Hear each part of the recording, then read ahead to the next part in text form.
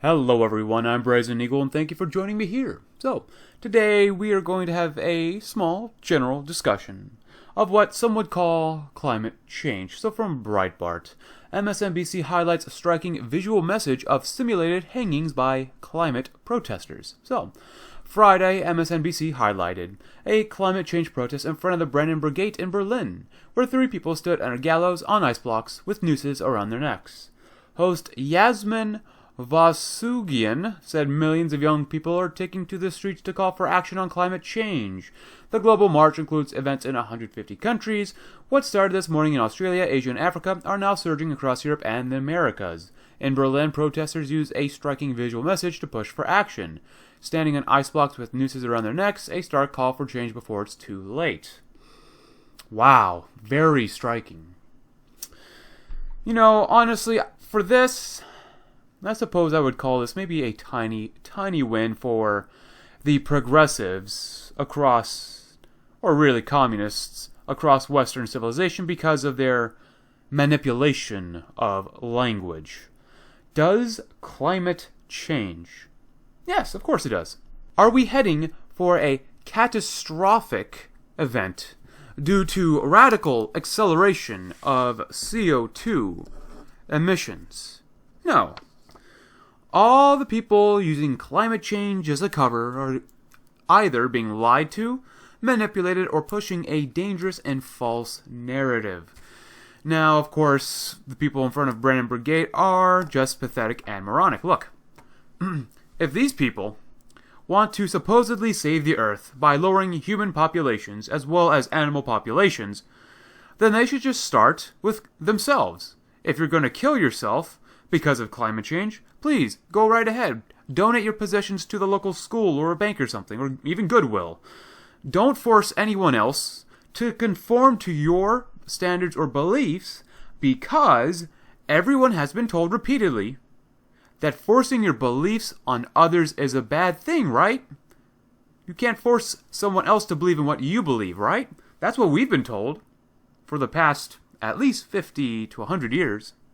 Also, you always hear that overpopulation will be a problem for the Earth in the next few decades. You know what? People have been saying the exact same thing for centuries. If you want to end human overpopulation, you need to do 2 things at least. First, you need to define what human population actually means, and how many humans is too many humans. How many is too much? And secondly, and much more importantly, when are you going to commit genocide against 2 specific continents? The first continent I'm going to talk about is Africa. If human population is such a big deal, then why don't you commit genocide against Africans? They already have over 1.3 billion people on their continent. And by 2050, what was it, like at 40 to 50% of the world's population will be African if the current estimates hold true? How about Asia? There are over 4.6 billion people in Asia. Are you going to commit genocide against 4.6 billion people? Probably not. Especially in the name of supposed overpopulation. So, most of the people who push for this narrative are also calling, of course, for extreme punishment on businesses through taxing them for doing bad things. Now, I will say that businesses really shouldn't hurt the environment, or at the very least, make things potentially sustainable. But radical climate change activists and environmentalists, they're calling for businesses to basically be shut down. They want to kill the country's economy. If businesses were to be taxed at an extreme rate for supposedly catastrophic things, then that would hurt everyone, especially in the native country of that business, but also across other countries in Western civilization, because to a degree, we somewhat depend on each other. To a degree, though. Besides, at least in the United States, and I would argue probably across all of Western civilization, we already don't have enough jobs in this country for everyone. We just don't. Look at the labor force participation rate. Men's percentage of being in the labor force has steadily declined since, I would say, at least the 1940s. we don't have enough jobs for everyone, no matter what the unemployment rate supposedly says. Now, you also hear that some people in Western nations are not having children due to radical, extreme climate change. And you know what? These people are being lied to. If the population of Europe, or even North America, will double, right now the population of Europe is like 726 million, I think? Something like that. Somewhere around there. Then you know what? If the population of those two continents would double, it still wouldn't even be close to Asia's. If you want to stop overpopulation, and to stop the standard of living that you and everyone else is currently accustomed to, you gotta start with Asia. Or Africa. There's just, combined, there's almost 6 billion people between these two continents. No country can afford to have a declining birth rate. Alright? I mean, it's just facts. If you have a declining birth rate, something's wrong with your country. The future of your country is at stake. And you know what? To be honest, if I was in power, I would guarantee you that our birth rates would rise dramatically. Now, to what means I would use, you probably wouldn't like that. But I could guarantee you a much higher birth rate. But anyways, at least regarding this Breitbart article, it's quite disappointing that there was a radical climate change protest in front of the Brandenburg Gate.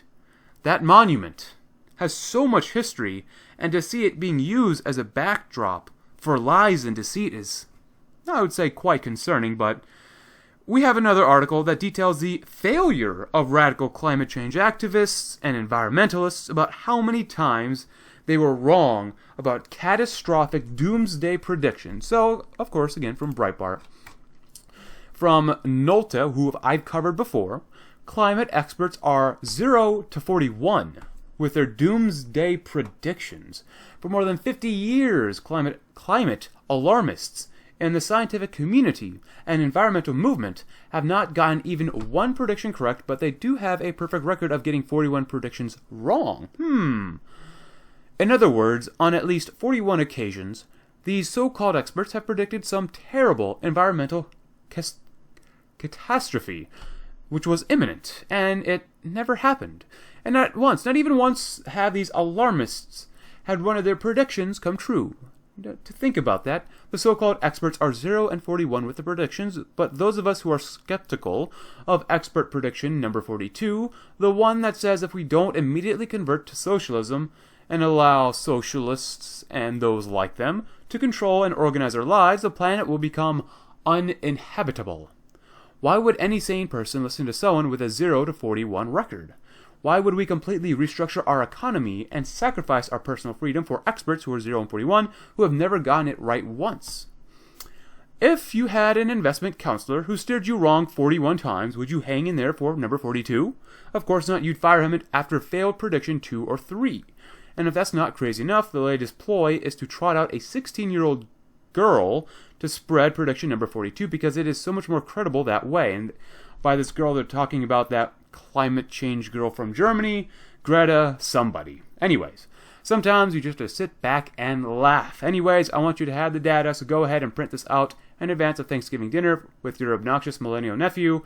Well, I hope to God I hope I don't have a nephew, but anyway, we can skip that part. List of doomsday predictions the climate alarmists got wrong.